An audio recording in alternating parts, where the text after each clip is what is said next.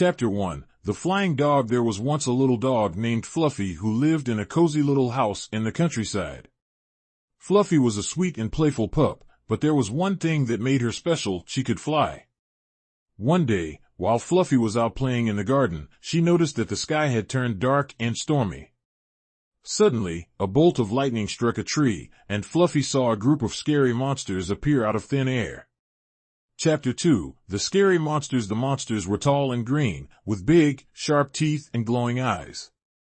They made a loud, growling noise as they approached Fluffy, and she knew that she had to get away. But Fluffy was not afraid. She had a special power, the power of flight. She spread her wings and took off into the sky, soaring high above the monsters. Chapter 3. The Chase. The monsters chased after Fluffy, determined to catch her. But Fluffy was too fast and agile for them. She flew circles around them, dodging their grasping claws and snapping jaws.